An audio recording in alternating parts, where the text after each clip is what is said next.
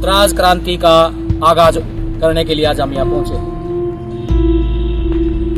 और उसमें हमारे जो मुख्य अतिथि हैं वामसेप के राष्ट्रीय अध्यक्ष माननीय वामन बेसराम जी, उसमें हमारे चीफ गेस्ट रहेंगे। इसे प्रदेश के दलितों को और पिछड़ों को कमजोर समझने की कोशिश ना करें। 24C के चबूतरे पर हमने परमिशन ले ली है। 24C चबूतरे के जो प्रधान वगैरह हम उनसे मिलकर परमिशन ले ली है। हमें पता है कि सरकार इस नगा डालने का काम करेगी। आज जो हमें संविधान मिला है उसमें जो धारा मिली है, संविधान की धारा 340 के तहत पिछड़े वर्ग के लोगों को मेंबर पंचायत से लेकर लोकसभा तक की रिजर्वेशन देने का काम किया था बाबा साहब ने। इसमें सारा देश मुगलों का गुलाम था और आज मौजूदा समय में इस देश में ब्राह्मणों का गुलाम है। हम अपनी आजादी चाहते हैं।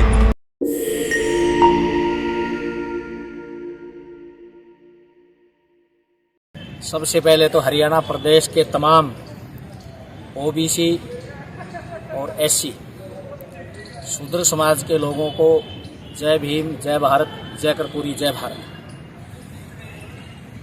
आज का जो विषय है वो हमारे प्रदेश के तमाम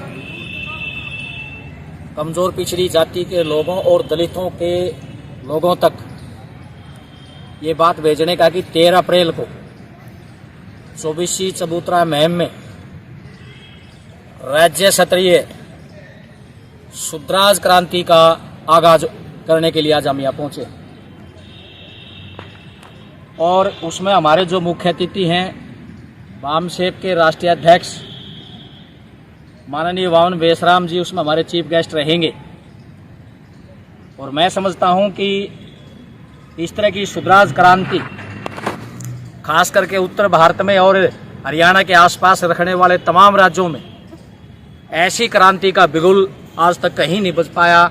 यह रोहतक के लोग इसको आगाज करने के लिए जा रहे हैं और शूद्रों का जो वर्ण व्यवस्था का जो चौथा जो पार्ट है, जो इस वर्ण व्यवस्था के तहत जिनको पीछे जो धकेलने का काम किया, जिनके तमाम अधिकार छीन लिए गए थे और उसके बाद बाबा साहब जैसे और ज्योतिबा फुले, रामास्वामी पेरियर हमारे महापुरुषों ने अपना पूरा जीवन लगा करके, पूरे जीवन यातनाएं सहन करके उन्होंने हमारे को जो अधिकार देने का काम किया और संविधान नाम की जो हमें ताकत दी, आज उसके कारण हमें थोड़ा बहुत जो मान सम्मान और जो भागीदारी मिली है वो आज आपका सब कुछ छीनने के लिए जा रहा है। उसको बचाने के लिए मैं आपके माध्यम से हरियाणा प्रदेश के तमाम उन कमजोरों को और पिछड़ों को और दलित भाइयों को एक ही बात कहना चाहता हूँ कि आप चाहे किसी भी पार्टी में बैठे हैं, आप चाहे किसी संगठन में काम करते हैं, अगर इस समय आप 2024 के अंदर इस देश के अंदर दो ताकतें लड़ेंगी आपस में, मैं क्लियर कर देना चाहता हूँ।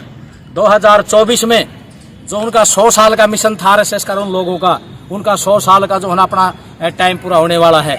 इधर से अगर आप लोग इस समय नहीं जागे, अगर आप लोगों ने अपनी ताकत को दिखाने का काम नहीं किया तो वो लोग आने वाली आपकी पीढ़ियों को अगले 100 साल के लिए कानूनी तौर पर आपको गुलाम बनाने जा रहे हैं। तो जैसा कि आपने वामन बेसराम जी का नाम लिया है अपने उसमें, और वामन बेसराम का आपने देखा होगा कि पहले भी प्रोग्राम रोहतक के अंदर कैंसिल हो चुका है। क्या प्रशासन आपको परमिशन दे देगा उनके आने की?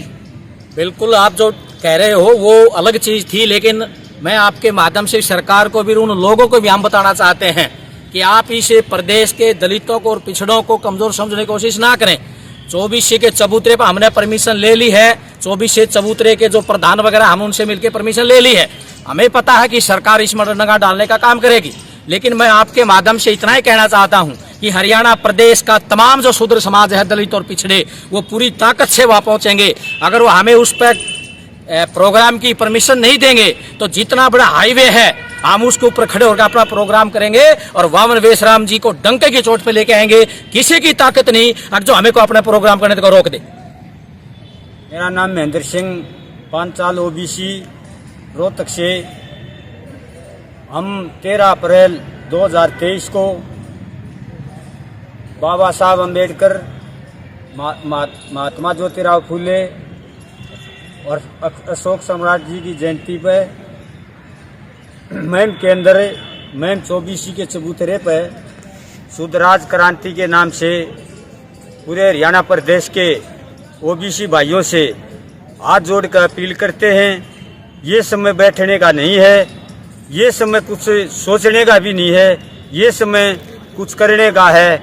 जिन हमारे महापुरुषों ने हमारे लिए त्याग और बलिदान दे गए, जो हमारे को हक और अधिकार दिलाने का काम किया है, मैं तमाम महापुरुषों को नमन करते हुए आपको बताना चाहता हूँ, जिन महापुरुषों ने संघर्ष करके आपको संविधान दिलाया, इस समाज को पढ़ने लिखने का अधिकार नहीं था, इस समाज को बोलने का अधिकार नहीं था, इस समाज को धन संपत्ति रखने का अधिकार नहीं था। उन महापुरुषों की बदौलत से आज जो हमें संविधान मिला है, उसमें जो धारा मिली है, संविधान की धारा 340 के तहत पिछड़े वर्ग के लोगों को मेंबर पंचायत से लेकर लोकसभा तक की रिजर्वेशन देने का काम किया था बाबा साहब ने। लेकिन दुर्भाग्य रहा, इस देश में जो शुरू से चतुर लोग थे, जो सदियों से हमारे पर शासन कर रहे थे, वो मुगलों से भी मिलकर राज कर रहे थे और अंग्रेजों से भी मिलकर राज करना चाहते थे। उनको प्रशासन में हिस्सेदारी देकर, और अंग्रेजों तुम भी विदेशी हम भी विदेशी, अरे उस देश पर शूद्रों पर राज करेंगे।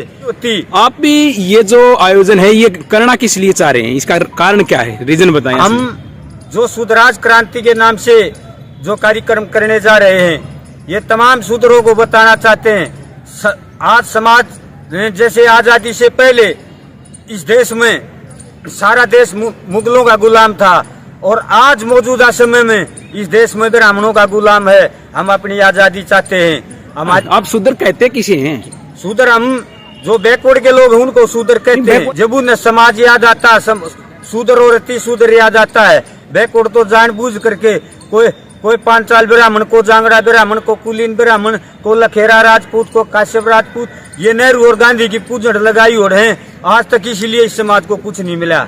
हम बताना चाहते हैं इस देश के लोगों को, हम वर्ण व्यवस्था के आधार पर शूद्र हैं और शूद्रों को इकट्ठा होना पड़ेगा। मैं ज्यादा न कहते हुए जय भारत, जय भीम, जय कर्पूरी, जय।